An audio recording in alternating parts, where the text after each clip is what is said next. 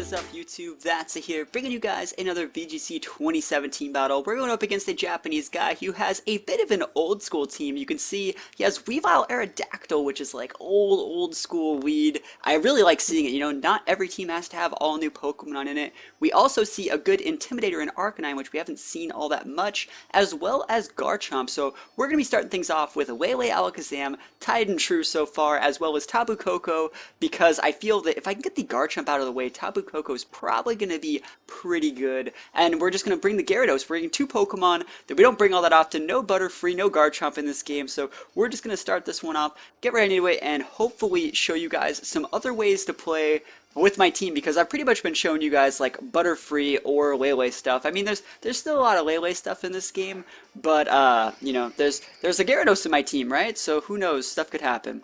So we see Weavile Aerodactyl, he's mixing it up, so I'm mixing it up, and I lead Lele, so I have the Psychic Surge on the board, which means I don't, or there's no way he's going to fake out me, right, because it would block his priority move, and my Alakazam does not want to eat any attacks from that Weavile. I think I have to switch my Alakazam out here, even though I don't really want to, so I'm going to make a very greedy play. We're switching out Alakazam, we're coming in with Gyarados. Gyarados is going to put a big Intimidate up on both my opponent's Pokemon. And this is where we make a greedy play. You know, Aerodactyl is a Pokemon. They can use Rock Slide, they can use Tailwind here. They can also use Wide Guard, so the safe play... Oh, also note that he misses an Icicle Crash. Oh man, that was so lucky. But the safe play would have been just to Moonblast the Weavile and pray that it wasn't sashed. It looks like it is a Life Orb set because it goes down. But we also got to break the Aerodactyl sash, which it always holds, because we went for a Dazzling Gleam instead. So first turn of the game, he got a Tailwind off, but I broke his sash and KO'd his Weavile and intimidated his Aerodactyl. So I'm in a pretty decent spot here. We're going to see his Garchomp come in here. Garchomp is a great partner for Pokemon like Aerodactyl, because you can still use Earthquake while it's on the board.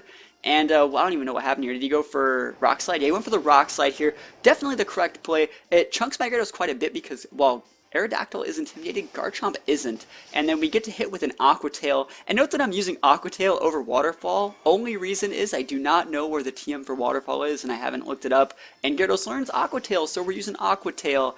Normally I would definitely be using Waterfall though. So Arcanine comes in here, puts a bit Intimidate, but these are his last two Pokemon, and I still have all four of mine, so I feel like I'm in a very decent spot.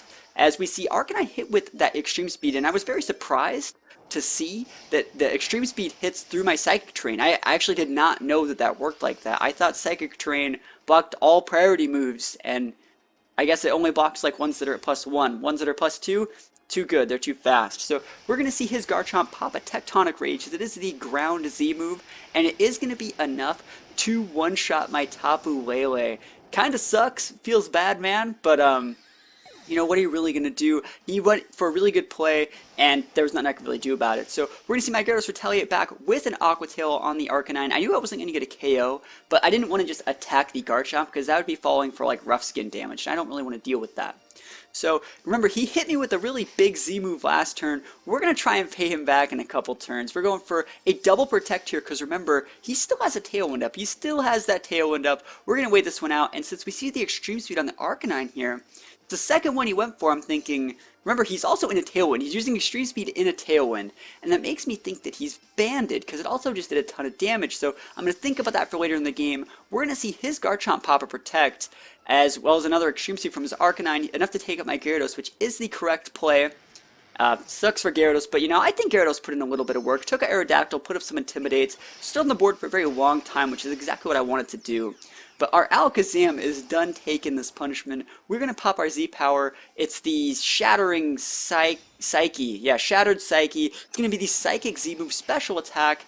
And remember, we do have the Psychic Terrain up, so it's going to be dealing just huge amount of damage. Like, this is blocked by Protect, and it still does almost half. And that's exactly what I needed to do, because I know the Garchomp is already holding the Z-Stone, so it's not like he was holding, you know, a Focus Sash. And luckily for me, well, I guess I'm resetting the field anyways. I was going to say, my Psychic Terrain went away, so I just needed to chip the Garchomp so my Alakazam could finish him whenever we wanted. So his Garchomp's going to go for a double Protect.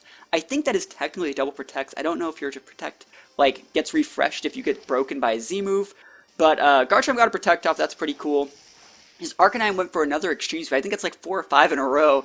Maybe I wonder if he even had the PP up on it. But anyways, we're gonna be able to take that guy out with a wild charge. This is a physical Tapu Koko, and at this point, I started to kind of slip near the very end, but I am gonna be able to grind this one out because I have 2 Pokemon left. I'm sure he would love to hit me with an Earthquake, but I am gonna be able to finish this one off. We're going for a Brave Bird with Tapu Koko just because we have to attack first. I have like Wild Charge, Brave Bird, and U-Turn on this guy. So we take a little bit of rough skin damage. It's not really the end of the world because we have Alakazam here to finish it off. And I just want to talk a little bit about Alakazam. A lot of people have been seeing me use it. A lot of people question my Alakazam usage.